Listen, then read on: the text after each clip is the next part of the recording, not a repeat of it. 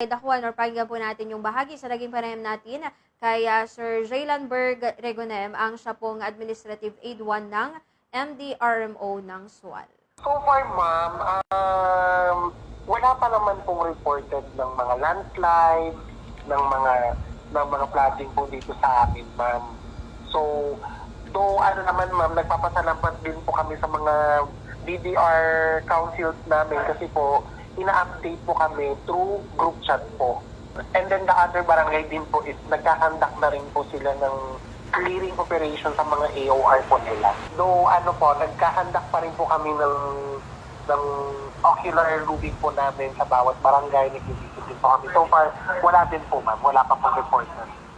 Okay po. Since yesterday and today po.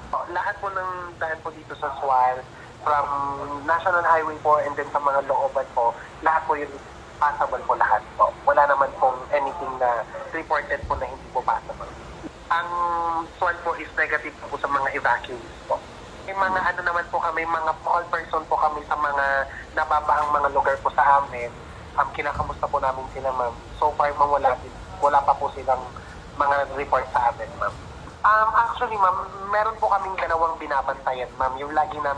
Yung mga lugar na lagi namin may evacuate, which is yung Sitio Punta po at saka yung Sitio Port Side po na minsan po is tumataas po yung tubig sa kanila. Gawa po ng high tide, ma'am, kasi nasa coastal area po kasi sila, ma'am. So far, ma'am, since ang mga barangay po namin is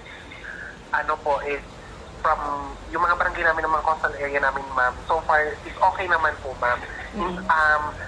Negative pa po yung mga reports po nila. Actually, ma'am, nag-conduct din po ang bawat barangay namin, ma'am, ng public announce po sa mga AOR nila, ma'am. Lalo-lalo na rin po yung mga malalapit po sa dagat na ako po nila, ma'am. Nasasabihan naman po nila yung mga ma'am. And then, of course, nandyan din po ang Philippine Coast Guard natin, ma'am, na nag-a-advise din po, ma'am. Pero so far, ma'am, siguro ngayong araw may mga matitigas din siguro na pumalaot kasi hindi naman na po masyadong umuulan ng malakas dito. Pero may mga chances pa rin man na moderate to heavy rain pa rin po kami. Like kanina, parang mga around 12 months, moderate to heavy rain. One time na, ma'am. Then ngayon, okay na po ulit.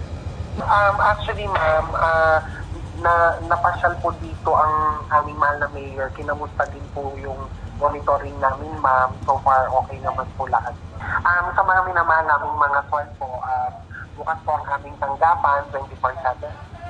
In case po na may mga kailangan po ng tulong namin, magpa-rescue, nandito po yung hotline namin na nakapaskel po sa Facebook page po namin, and then meron din po kami mga nakakalat na mga hotline number namin na mga nakalagay po sa tarpaulin, sa mga tanggapan po ng BSC, sa PNC, sa PCC po. So lahat po ng mga taga-SWAL na gustong mag-rescue po, tawag na po sila dito dahil bukas na bukas